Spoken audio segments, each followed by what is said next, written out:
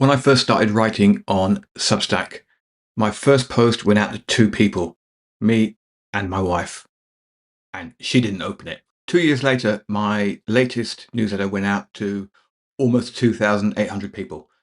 We're growing every day. I want to tell you what happened between that first one and the current one so you can see how you can grow on Substack without an audience. These are things that nobody who's selling courses about Substack growth will tell you. So let's dive in. The first post I wrote on Substack went to nobody apart from myself and my wife, and we only had our addresses in there for testing purposes. So rather than accept my word for it, let's have a look. You can see there, two recipients. Okay, published 16th of July 2024. Two recipients, me and my wife. Over time, we've got 254 people have actually viewed it. I might actually restack it today so some more can actually see it because it's quite a good one. Roll forward to the one I published on Friday. You can see 2,791 people got it. We've got 1,000 views so far. That will go up. We usually reach about 31% open rate by the end of the week. So that's okay. Once again, I restack that, and that's a key point. Just restack your stuff. In fact, let's restack something now so you can actually see the process. So go in, okay, pick out something there, restack it.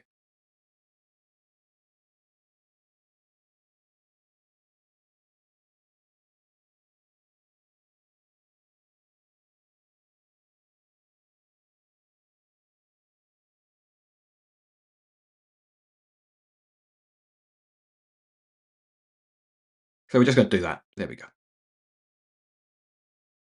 So that's now appeared in my notes feed. My followers on over there, which is over 5,000 people, will see it and they'll come to the newsletter and people will subscribe. So that's a basic principle of what we're doing there. But let's just get back into the slides. In fact, since I wrote this slide the other day, we've picked up 9 people. So 9 people in one day. So that's pretty good. Right. So what no one's going to tell you, and I'm going to tell you now, is when people start on Substack, you see all the courses and all the viral posts and people telling you what to do. Those people started usually with an audience. So they had 16 people on Twitter. They had a load of people on Medium, whatever. They told them, hey, I've got a new newsletter, come along. That's how people grow quickly. They start with an audience.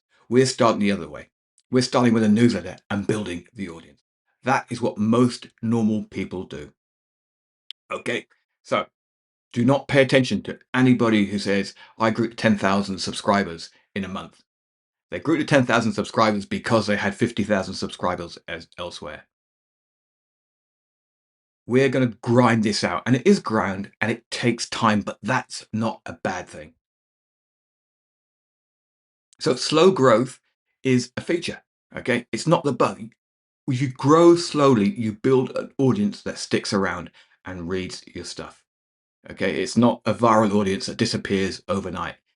They grow with you, they recommend you, and you grow slowly. Okay, these early subscribers, the first subscribers you'll pick up, are the ones that will help you grow going forward. So look after them, talk to them, reply to them, engage with them. People often ask me, what niche are you in? What's your niche? Right, so here is the secret. You're not in a niche. You are the niche. People will follow you because of you. You are the niche. If you show people, it doesn't matter what area you're in, what angle you've got. Let's just say you're a musician. If you show people how you're picking up an audience on YouTube, okay, then the people who are coming behind you look at what you are doing. You become the niche. So create content for those coming up behind you. That is the best way to ensure constant growth. Okay, do not suddenly put yourself out there as, hey, look at this. I'm the ace musician. I can show you how to grow your audience to 50,000. No. This is how I am growing. That's how you do it. You position yourself as the niche. So your niche is a topic. Your point of view is the key thing and the angle.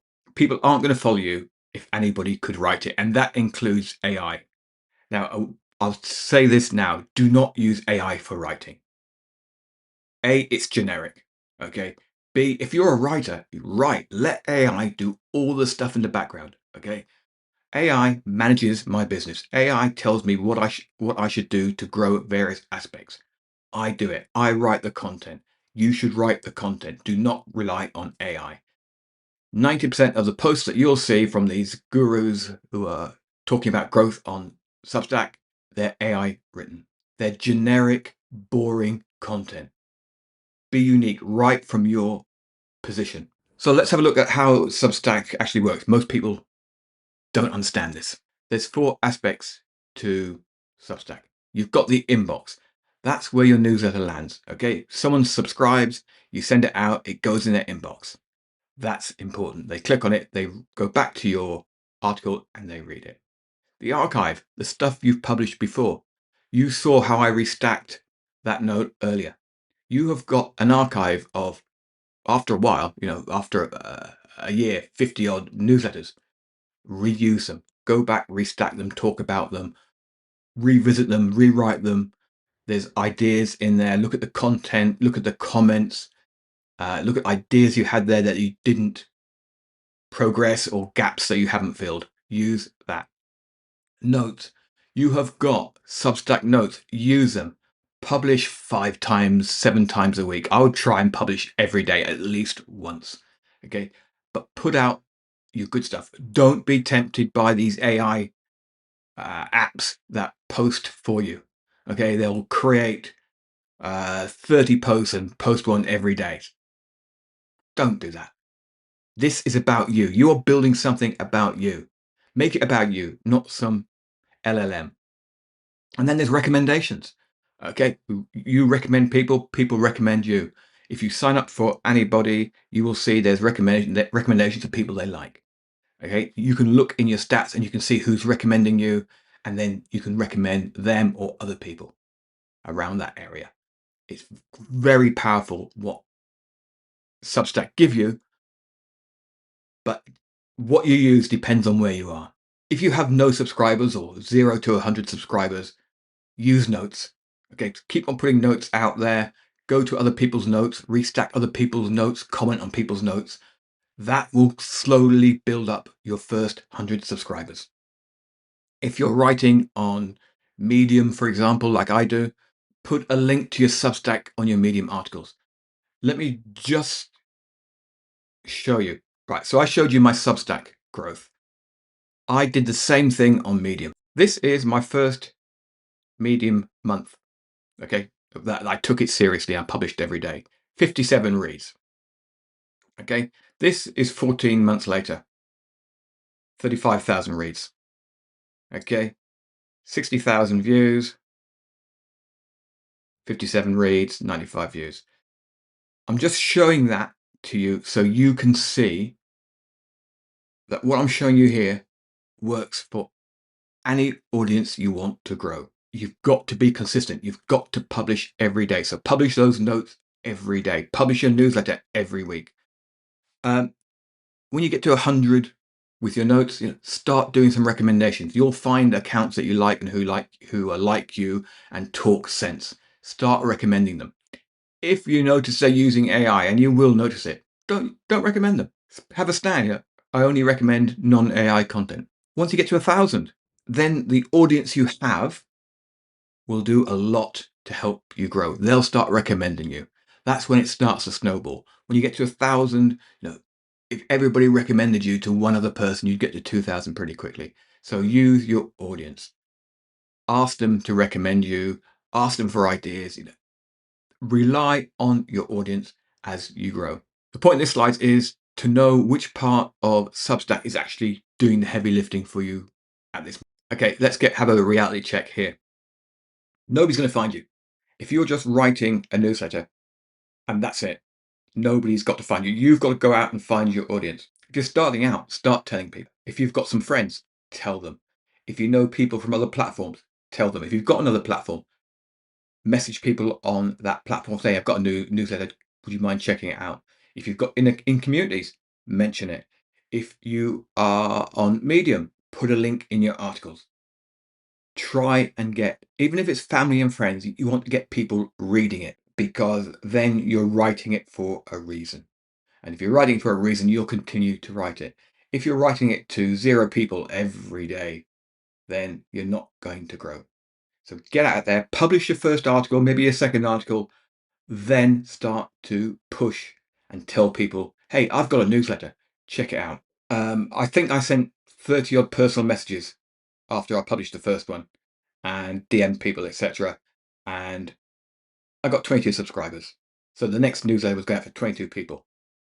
Perfect. Okay, we had some growth. There was a reason for me to turn up, because I wasn't going to let down those 22 people. Don't avoid notes. Notes is excellent. There's some really good posts on there. You can create good posts. People will engage with you. They'll like it. They'll comment. You'll find people talking about the same things that you're looking at. You can click on someone's profile. You can see who's following them. You can then follow those people. You will get their notes in your feed. Then you can reply to their notes, and then other people will follow you. It's like a, a trimmed down, good version of what Twitter was like 6, 7 years ago. The important thing is to keep the same voice. If you're saying stuff in your newsletter, say the same stuff on notes. Try not to contradict yourself. Okay. If people like your notes, you want them to like your newsletter. If they like your newsletter, you want them to like your notes. You want them to get the same thing across. Familiarity. Once you build a relationship with your audience, commenting on their, answering their questions, whatever, they won't subscribe. So you won't. That's one thing you won't have to deal with. If you suddenly find that you got loads of people unsubscribing, then something's changed. You've strayed from what they signed up for. So look at what you're doing. Don't blame the people for unsubscribing. If people unsubscribe, it's usually down to what you've been doing. Let's talk about monetization. You'll see everybody recommend doing $5 a month subscriptions. Okay, that's not where the money comes from. You can do it. You can turn it on day one if you want. That is not where your money comes from. My income, 30 to 40% of it comes from Substack, but less than 10% of it comes from subscriptions to my newsletter. What most of it comes from is people buying my books. So I do a series about solving $7 problems. Okay, so a $7 problem is a simple, single problem that you can summarize in one sentence that you can help people solve. Okay, so I write books around about that. That is where the income comes from. People buying those, signing up for communities, buying courses, not from the subscription. So if you want to do a subscription, do it.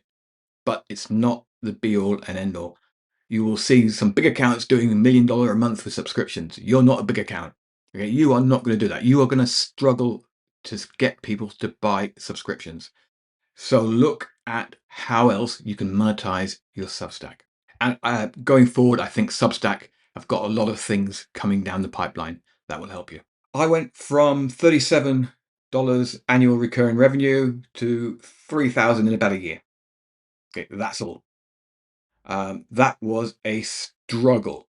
Okay, so I started off with a 65% open rate.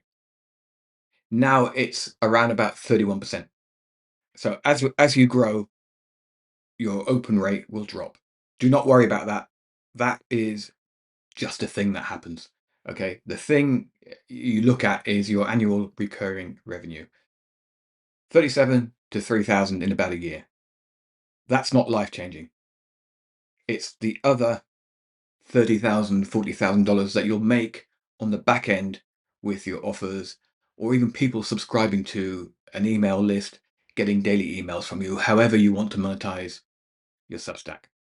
Keep that in mind. You can't choose when your subscribers are going to turn up, or when the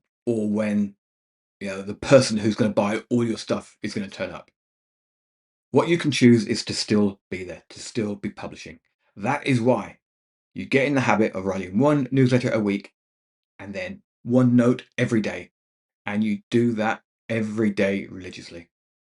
Okay, it becomes a habit. Then when somebody who discovers you and loves your stuff, you're still there. The worst thing that can happen to you is someone to find your stuff in 6 months' time and you're no longer publishing there. Okay, you've lost your potential income. So stick around. If you look at all the people who are doing really well on Substack, they've all been there 3 or 4 years. Go to Substack, publish a post today. That's the best thing you can do. Or publish it this week. Publish a post. Doesn't matter if you've got an audience or not. Publish that post. Down below, you'll find a link to my newsletter if you want to see how I publish it and what it looks like. You'll find the link to the Inner Circle, which is my free community. Come and join us. Talk about Substack. Talk about what you're doing. Ask for advice. We're there to help. We've got about 800 members in there at the moment. And I've also put a link to my Gumroad store where you'll find my $7 problems books, plus also free guides, including a guide called The System, which is my whole system, which you pretty much just watched. Thanks for watching. Please subscribe if you haven't subscribed.